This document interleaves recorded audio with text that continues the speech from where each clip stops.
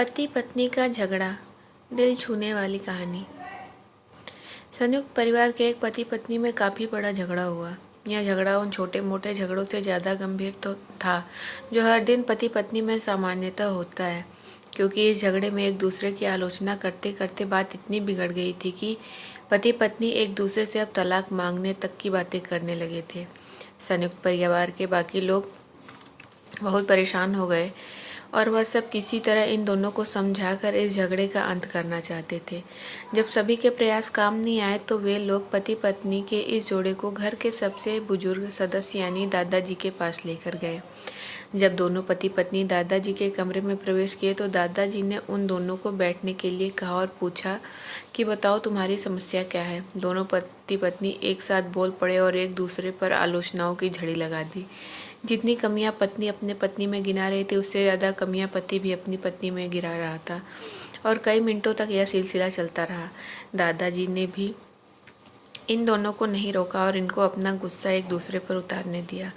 आखिर में जब दोनों एक दूसरे की बुराइयां करके थक गए और शांत हो गए तब दादाजी ने उन दोनों से कहा, अब दोनों एक दूसरे की कुछ अच्छाइयाँ बताओ।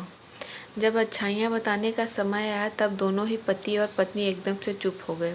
शायद गुस्से में उन्हें कुछ याद ही नहीं आ रहा था या फिर उन्हें गुस्से की वजह से ही वह एक दूसरे की अच्छाइयाँ बताना नहीं चाहते थे।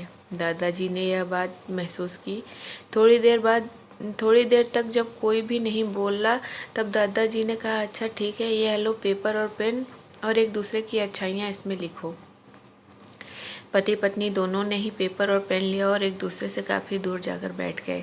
थोड़ी देर तक ना पति ने कुछ लिखा ना पत्नी ने। फिर पति ने पेपर में कुछ लिखना शुरू किया। उसे देखकर पत्नी ने भी अपने पेपर में लिखना शुरू किया।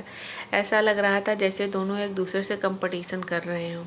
काफ़ी समय तक दोनों ने पेपर में लिखा और जब पेपर लिखावट से भर गया तब दोनों ही अपना अपना पेपर लेकर दादाजी के पास उन्हें देने के लिए गए।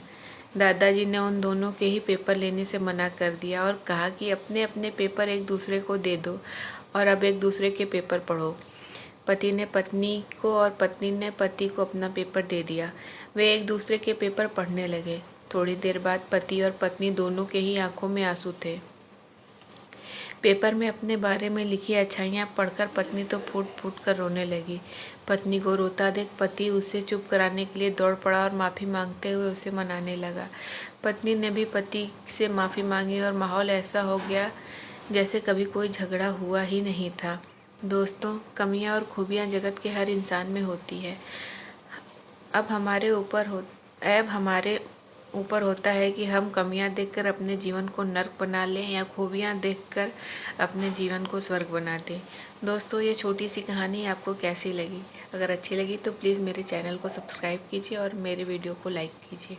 Thank you.